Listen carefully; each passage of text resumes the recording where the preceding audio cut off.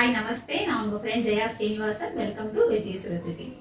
ஆடி sale எதுக்காக நம்ம wait பண்றோம்? ஒரு பொருள் நம்ம பே பண்ணா போதும், இன்னொன்னு நமக்கு ஃப்ரீயா கிடைச்சிடும் அப்படிங்கறதுனால தானே.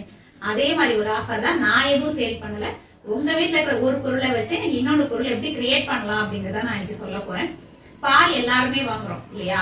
அந்த பால்ல இருந்து வெண்ணெய் எடுத்து நெய் எப்படி ஈஸியா காய்ச்சலாம் அப்படிங்கறத நான் இன்னைக்கு சொல்ல போறேன். நம்ம வெளியில நெய் வாங்கும்போது நிறைய கெமிக்கல் கலந்ததா தான் இருக்கு. நம்ம ப்ரிப்பேர் பண்ணும்போது நம்ம ஃபேமிலிக்கு சுத்தமான ஒரு நெய் சர்வ் பண்ண முடியும்.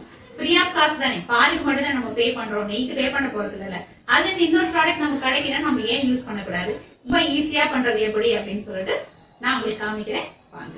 நம்ம ரெகுலரா வாங்குற பால்ல இருந்து ஈஸியா எப்படி வெண்ணெய் எடுக்கலாம், அந்த வெண்ணெய் எப்படி மணல் மணலா நெய்யா காய்ச்சலாம் பார்க்கலாம் வாங்க. நம்ம டெய்லி வாங்குற பாலை நல்லா காய்ச்சி ஆற வச்சுட்டு ஃப்ரிட்ஜில் வச்சுக்கோங்க. நம்ம வீட்டுக்கு தேவையான பாலை அந்த ஏடு தள்ளி வச்சுட்டு அப்படியே எடுத்து நீங்க யூஸ் பண்ணிக்கோங்க. பால் உரக்கூத்துறதுக்கு முன்னாடி அதுல இருந்து ஏடை எடுத்து டெய்லி ஒரு கண்டெய்னர்ல ஃபில் பண்ணிட்டே வாங்க. ஆக்சுவலா பால்ல இருந்து வெண்ணெய் எடுக்கிறத விட தயிர்ல இருந்து எடுக்கிறது தான் பெஸ்ட்.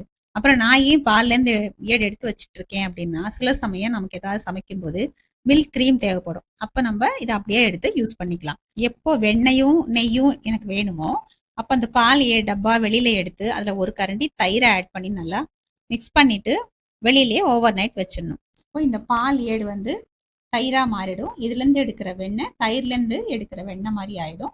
வெண்ணெய் எடுக்கிறதுக்கு மிக்சி ஜார்ல ஒரு 10-15 ஐஸ் கியூப்ஸ் ஆட் பண்ணிக்கலாம். ஐஸ் கியூப் ஆட் பண்றதுனால ஏடுலேருந்து வெண்ணெய் ஈஸியா வந்து பிரிஞ்சு வந்துடும். அந்த காலத்துல கையாலேயே வெண்ணெய் எடுக்கும்போது மார்னிங் 4 மணிக்கு எடுக்க ஆரம்பிச்சிருவாங்க. ஏன் அப்படின்னா வெயில் வந்தாச்சு அப்படின்னா வெண்ணெய் பிரிஞ்சு வராது, எடுத்த வெண்ணெய் உருகியும் போயிடும். இப்போ நம்ம ஐஸ் கியூப்ஸ் ஆட் பண்ணி இந்த டெம்பரேச்சரை கண்ட்ரோல் பண்ண முடியும், நமக்கு எந்த பிரச்சனையும் இல்லை. இப்போ கண்டெய்னர்லேருந்து ஏடை வந்து மிக்சி ஜாருக்கு மாற்றிக்கலாம். நான் லாஸ்ட் ஒரு 30 வருஷமா இதே மெத்தடில் வெண்ணெய் எடுத்து நெய் காய்ச்சிட்டு இருக்கேன். இந்த நெய் ரொம்ப சூப்பராக இருக்கும். 8 மாதம் 1 வருஷம் வரைக்கும் கூட சிக்கு வாடை வரவே வராது.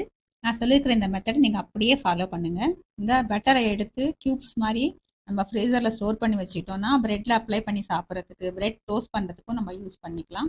இப்போது மிக்சியில் போட்டு தண்ணியெலாம் ஆட் பண்ணாமல் நல்லா கொஞ்சம் நேரம் அரைச்சிக்கலாம். இப்போ வந்து ஃபுல் ஸ்பீட்லேயே நம்ம அரைச்சிக்கலாம். ஃபஸ்ட்டு மிக்சியை ஆன் பண்ணும்போது ரொம்ப டைட்டாக அரைக்கிற மாதிரியும் சுத்தாத மாதிரியும் நமக்கு தோணும். ஆனால் கீழே ஐஸ் கியூப்ஸ் போட்டிருக்கோம் இல்லையா, அது கரைய ஆரம்பிச்சிடும். அது கரைஞ்சதுக்கப்புறம் நமக்கு அப்படியே கொஞ்சம் கொஞ்சமாக நல்லா சுத்த ஆரம்பிச்சு நல்லா க்ரீமியாக அந்த டெக்ஸ்டர் வந்துடும். டைட்டாக இருக்கே அரைக்கிறதுக்குன்னு சொல்லிட்டு தண்ணி எதுவும் ஆட் பண்ணிடாதீங்க. அதுக்கு பதிலாக தான் நம்ம ஐஸ் கியூப்ஸ் போட்டிருக்கோம். ஸ்டார்டிங்லேயே நம்ம தண்ணி ஆட் பண்ணிட்டோம் அப்படின்னா வெண்ணெய் பிரிஞ்சு வர்றது ரொம்ப கஷ்டமாயிடும். ஒரு 5 நிமிஷத்தில் நல்லா அப்படியே க்ரீம் மாதிரி வந்துடும். ஓப்பன் பண்ணி பார்த்தோம் அப்படியே ஐஸ்கிரீம் இருக்கும் இல்லையா, அந்த மாதிரி ஒரு டெக்ஸ்டரில் இருக்கும். இப்போது இந்த ஸ்டேஜில் ஒரு 200 ml நல்லா சில்லுன்னு தண்ணியை ஆட் பண்ணிவிடுங்க. இனிமேல் பல்ஸ் மோடில் மட்டும்தான் மிக்சியை ரன் பண்ணணும், ஸ்பீடாக ரன் பண்ணக்கூடாது. 1-2 நிமிஷத்துக்குள்ளேயே வெண்ணெய் பிரிய ஆரம்பிச்சிடும். ஃபுல்லாக பிரிஞ்சு வரல, ஆனால் பிரிய ஆரம்பிச்சாச்சு. திரும்பவும் ஒரு 150 ml ஐஸ் வாட்டரை ஆட் பண்ணி மிக்சியை பல்ஸ் மோட்லேயே ரன் பண்ணணும்.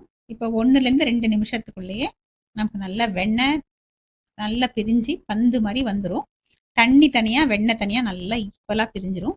பாருங்க வெண்ணெய் எவ்வளோ நல்லா வந்திருக்குன்னு சொல்லி அப்படியே எடுத்து உருட்டிங்கன்னா அப்படியே உருட்டை வந்துடும், பால் மாதிரி உருட்டை வந்துடும்.